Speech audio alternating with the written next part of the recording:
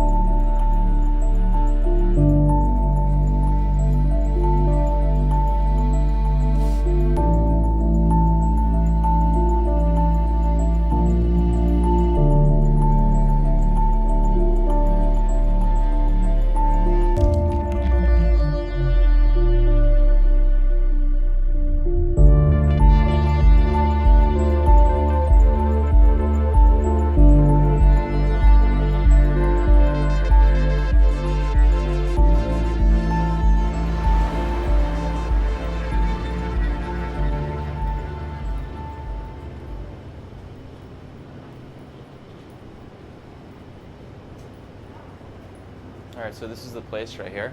This is Vinny the Chin's townhouse, 67 East 77th Street. That's where he used to live.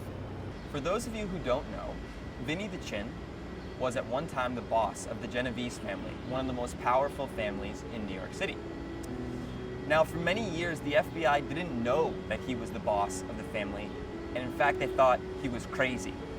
He lived on Sullivan Street with his mother in a small apartment, and each day he would go out in the street in his bathrobe. He would mutter to himself, he would just pretend to be crazy in general, he would pee in the middle of the street, and the FBI thought that he was completely crazy, and in fact they knew that he was a boxer when he was younger, and they thought that he was punch drunk, and that's why he would just mutter to himself incoherently. And he also had several doctors sort of rubber stamp that he was crazy, and certain psychologists, and he had been into some few inpatient things. Eventually, the FBI began to get an inkling that this crazy act was just that, an act. And there was a few clues that began to lead them to this conclusion.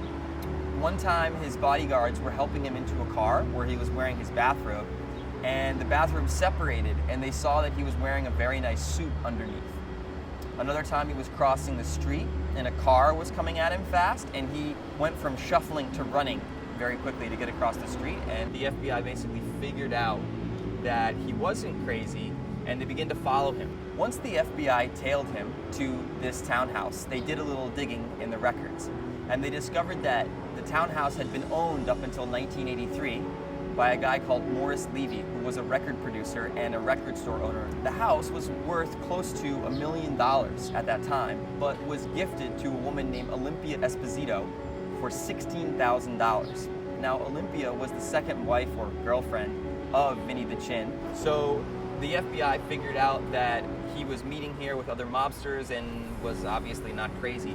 So what they did is on 78th Street, they got permission from a yeshiva to go into the back of the yeshiva and surveil him there. And he left the back windows open, and they were able to see him, again, acting totally normal, having dinner with family and friends, meeting with other mobsters, counting money, all kinds of stuff. Eventually, the FBI then rented an apartment that was next door to the 67 East 77th property. Actually, they came up with an idea to drill a hole in the wall and place a microphone sort of like through the wall, and so that they could listen in on him in his bedroom or his living room, wherever. And they tried a couple different places to no avail, and then they finally figured out that they could do it in the bathroom. But the plans were wrong, and so when they drilled a hole through the bathroom, they actually knocked a small bathroom tile off the wall, and it broke on the floor.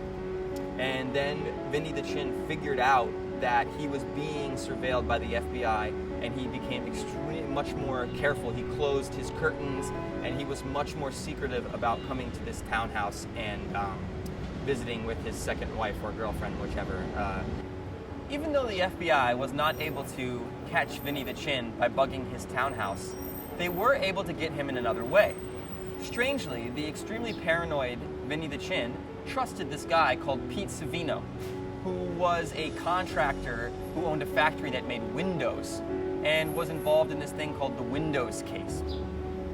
long story short, basically, Pete was caught up in a murder, and to avoid a prosecution on that murder, he agreed to tell him everything that he knew about Vinny the Chin, and in fact wore a wire around Vinny the Chin and his lieutenants, and was able to get incriminating evidence that led to Gigante being put away in jail. During his lengthy racketeering trial, there were several photos taken of Vinny the Chin's son helping Vinny out of the house and into a waiting car to take him to court each day. Eventually, Vincent the Chin was put in jail, where he died in his 80s.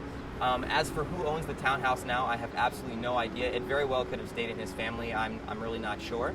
But yeah, so basically that's the story of Vinny the Chin's townhouse on East 77th Street.